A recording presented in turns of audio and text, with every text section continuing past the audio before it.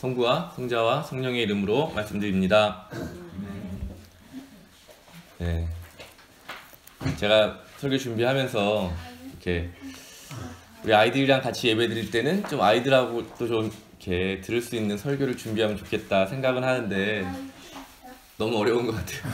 그래서 매번 아이들이 이렇게 힘들어하는데 설교 시간이 잘 안 들어도 되니까 떠들지만 말고 네. 다음에 그리고 가능하면 제가 한번 열심히 준비해보도록 할게요. 아이들을 위해서. 준비하지 말고 우리는 예배 시간을 아예 없애면 안 될까? 어때요? 맞아요. 그럼 교회를 없애는 건데 아예 어떡하지? 어르신만 예배 드릴게요. 한 달에 한 번이니까. 한 달에 한 번이 아니라 1년에 한 번으로 해요. 야, 1년에 12번으로 하자. 아, 또 1년에 한 번으로 알아서 매 군대수 말고 매 마지막 주말 같아요. 그럴까? 아, 그럼 이렇게 해요. 근데 지금 이런 시간이 빨리 가고 있단 말이야. 이런 동안에 빨리 끝내려면 여기가 좋아요. 빨리 하고 마치도록 하자. 좋아요. 오늘 잘하고 있으니까 500원 줘요.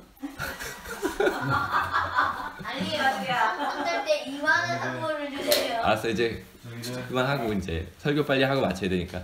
오늘 복음 성경 말씀을 우리가 개인적 차원에서 이해하면 그냥 개인의 윤리 그런 차원에서 생각하게 되는데요. 교회에서 성경을 이해할 때 그렇게 많이 한 것 같아요. 이 개인에게 주어진 말씀이다. 그런데 성경을 잘 보면 한 개인에게 하신 말씀이라기보다는 한 교회 공동체에게 하신 말씀이 많은 것 같아요. 특별히 바울의 서신은 그런 거죠. 교회에 사람들에게 보냈고 우리가 오늘 다 같이 모여서 예배 드리는 것처럼 사람들이 함께 모여 있을 때 그 편지를 낭독한 거죠. 그러니까 주로 수신자가 한 개인이라기보다는 공동체였다. 그래서 오늘 예수님께서 하신 이 말씀도 사실은 공동체를 위한 가르침으로 볼 수 있지 않을까 그렇게 생각을 하게 됩니다.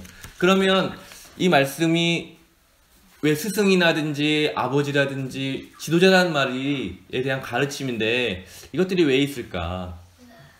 예수님이 돌아가시고 교회가 형성되었던 그걸 초대교회라고 부르는데요.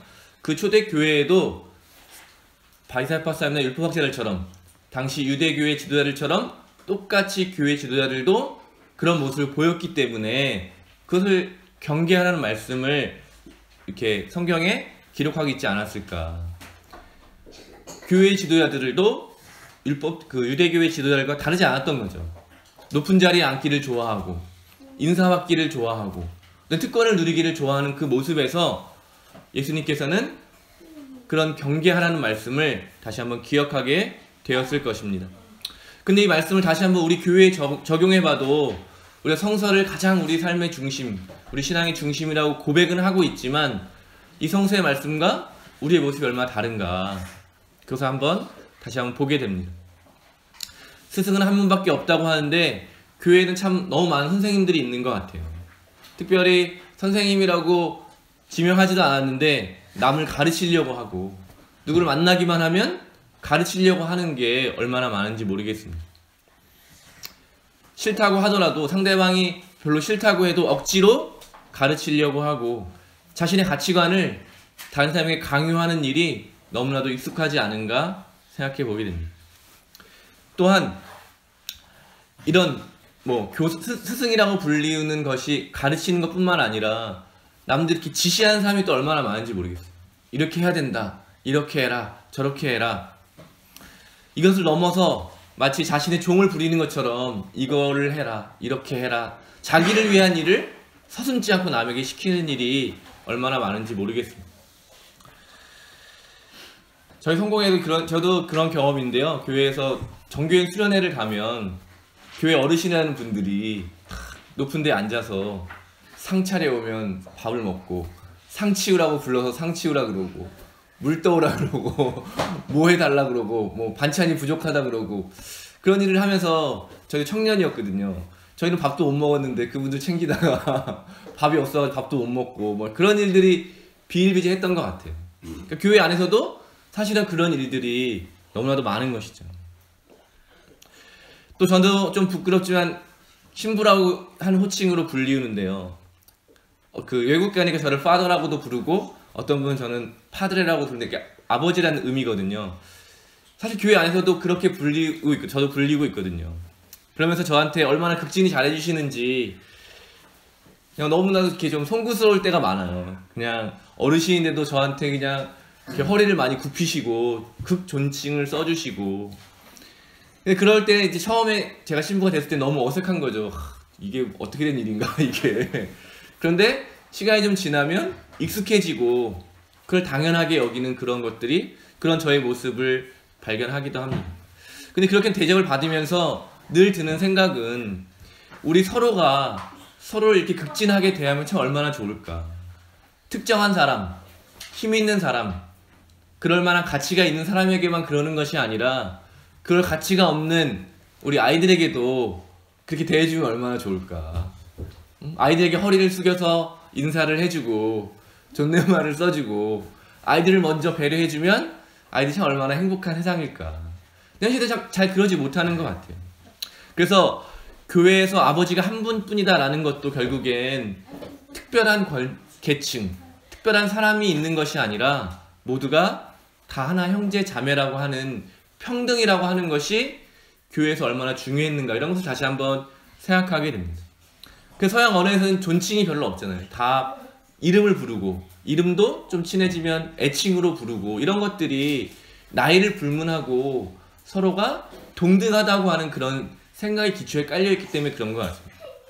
근데 우리는 처음 만나면 바로 나이를 딱 물어보고 나보다 한 살이 많으면 존댓말을 써야 되고 한 살만 어려도 반말을 막 할 수 있는 그런 문화를 살고 있는데요. 뭐 장단점이 있을 것 같아요. 그런데 우리가 이렇게 상하 관계로 이루어지는 관계라고 하는 이 문화를 우리 다시 한번 생각해 봐야 되지 않을까. 그런 것을 통해서 우리가 누군가를 내 마음대로 막 할 수 있다라고 하는 그런 문화를 우리가 다시 한번 생각해 봐야 하지 않을까 말씀을 묵상하면서 생각하게 되었습니다. 그래서 우리 교회 공동체를 향한 이 권위의 말씀이라고 제가 오늘 말씀 묵상을 생각했는데요. 우리 교회에 작동하는 권위가 무엇인가 라는 것이죠. 에릭 프롬이라는 분이 이렇게 말했어요. 합리적인 관계의 경우에는 권위에 복종하는 사람의 성장을 위한 조건이 되고 비합리적인 경우에는 그를 착취하기 위한 조건이 된다. 우리가 이 결과로서 좀 한번 살펴볼 수 있다는 거죠. 우리 교회에 작동하는 권위가 우리가 복종을 원하는 그 권위가 정말 그 사람 한 사람을 성장시켜내는 것이냐 아니면 그 한 사람을 억압하고 착취하는 것이냐. 합리적인 권위는 굴복시키지 않고 받아들일 수 있도록 이성에 의해 행해지기 때문에 합리적이다. 그러니까 합리적인 것을 설명하는 것이죠. 억지로 힘으로 굴복시키는 것이 아니라 스스로 받아들이고 스스로가 그것이 옳다라고 인정하는 해야지만이 그 작동한다는 것이죠. 그러나 그에 반해서 비합리적인 권위는 강제 혹은 암시를 사용해야 한다. 이 암시라는 것이 정말 중요한 것 같은데 강제는 눈에 보이는 것 같아서 우리가 다 거부하는 것 같지만 교묘하게 암시를 해가지고 사람들을 스스로 이런 비합리적인 권위에 굴복하게 하는 것. 이것은 우리 교회에도 참 많은 것 같습니다. 국가도 그렇고 사회도 그렇고 어떤 단체에도 이 암시가 참 구별하기 어려운 부분인데요. 그 사람을 성장시키는 것인가 착취하는 것인가. 다시 한번 우리 교회가 교회에 속한 사람들을 억압하고 착취하는 구조인가 아니면 다시 한번 해방시키고 성장시키는 그런 구조인가 이것을 다시 한번 우리 말씀을 통해서 돌아보았으면 좋겠습니다.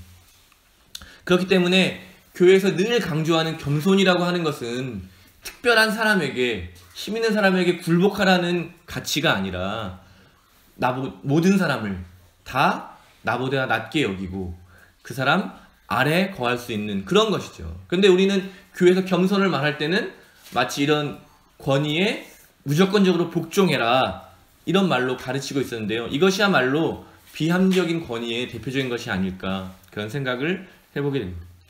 그래서 우리가 겸손을 늘 말하는데 그 겸손은 때로는 이런 비합리적인 권위에는 거부하는 것이죠. 복종하는 것이 아니라 그런 비합리적인 권위에는 거부할 수 있고 불복종할 수 있는 것이야말로 참된 겸손이 아닐까. 그 겸손한 사람이야말로 결국에는 예수님이 말씀하신 섬기는 사람이 되는 것이죠. 다른 사람 밑에 거하면서 다른 사람을 성장시켜내는 것, 그것이 바로 섬기는 것 아니겠습니까? 그렇게 될 때 이 권위는 특정한 한두 사람에게 주어지는 것이 아니라 우리 모두에게 주어지는 것이죠. 모두가 인정하고 합의하는 가운데 그 권위가 생겨나고 작동하는 공동체, 그것이야말로 사도 바울이 꿈꿨던, 사도 바울이 선언했던 그리스도의 몸된 지체로서의 교회, 그 모습이 아닐까 생각하게 됩니다. 오늘 다시 한번 우리가 이 성서의 말씀, 누구든지 가장 낮은 자가 되어 섬겨야 한다, 이 말씀을 기억해 보았으면 좋겠습니다. 그리고 사도 바울이 이야기했던, 갈라디아에서 이야기했던 이 말씀 3장 28절인데요. 유다인이나 그리스인이나 종이나 자유인이나 남자나 여자나 아무런 차별이 없습니다. 그리스도 예수 안에서 여러분은 모두 한 몸을 이루었기 때문입니다. 이 고백이 바로 이런 교회론에 기초하고 있다는 것이죠.